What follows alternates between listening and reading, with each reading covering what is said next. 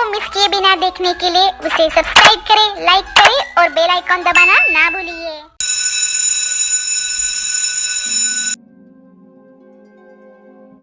बच्चों, आज मैं तुम्हें हमारे राष्ट्रपिता महात्मा गांधी जी के बारे में कुछ जानकारी देना चाहती हूँ। जानकारी के लिए मैं तुम्हें कुछ दिखाना चाहती हूँ, तो चलो बच्चों देखते हैं।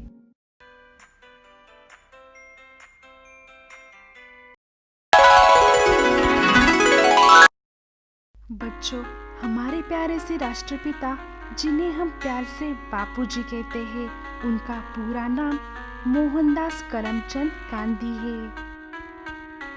उनका जन्म 2 अक्टूबर 1879 में गुजरात के पोरबंदर में हुआ था। उनके पिता का नाम करमचंद गांधी और माता का नाम पुतलीबाई था। उनके पिता ब्रिटिश राज के समय काठियावाड़ के एक छोटी सी रियासत के दीवान थे और उनकी माता एक धार्मिक महिला थी और जिसका प्रभाव युवा मोहनदास पर पड़ा। गांधी जी एक सामान्य छात्र थे और राजा हरिश्चंद्र की कहानियां उन्हें प्रेरणा देती थी। सन 1883 में 13.5 साल की उम्र में उनका विवाह 14 साल की कस्तूरबा से हुआ। 19 साल की आयु में बैरिस्टर बनने के लिए वे इंग्लैंड चले गए। भारत लौटने पर उन्होंने मुंबई में वकालत की शुरुआत की, पर उन्हें कोई खास सफलता नहीं मिली। 24 साल की उम्र में गांधी जी दक्षिण अफ्रीका पहुंचे। वह प्रिटोरिया स्थित कुछ भारतीय व्यापारियों के न्यायिक सलाहकार के तौर पर वहां गए थे। दक्षिण अफ्रीका में उनको गंभीर नस्ली भेदभाव का सामना करना पड़ा। एक बार ट्रेन में प्रथम श्रेणी कोच की वैध टिकट होने के बावजूद तीसरी श्रेणी के डिब्बे में जाने से इनकार करने के कारण उन्हें ट्रेन से बाहर फेंक दिया गया। ये सारी घटनाएं उनके जीवन में महत्वपूर्ण मोड़ बन गई और मौजूदा सामाजिक और राजनीतिक अन्याय के प्रति जागृति का एक कारण बनी। सत्याग्रह के जरिए उन्होंने दक्षिण अफ्रीका और विश्व में भारतीयों से हो रही भेदभाव के विरुद्ध खुला विरोध प्रकट किया। गांधी जी दक्षिण अफ्रीका से जब भारत वापस लौटे तब भारत पर इंग्रज का राज था।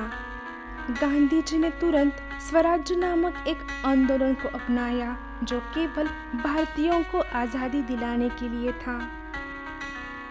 1921 को गांधी जी नेशनल कांग्रेस के लीडर बने।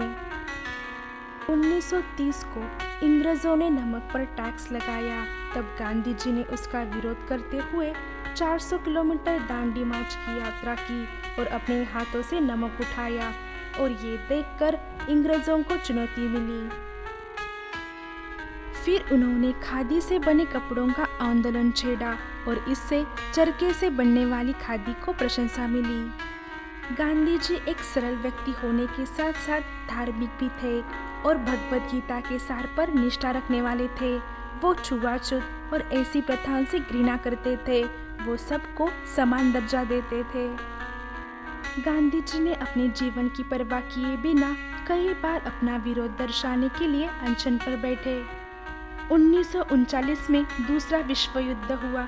तब गांधी जी को यह समय इंग्रजों को भारत से भगाने का लगा और इसीलिए उन्होंने इंग्रजों के विरुद्ध भारत छोड़ो आंदोलन छेड़ा।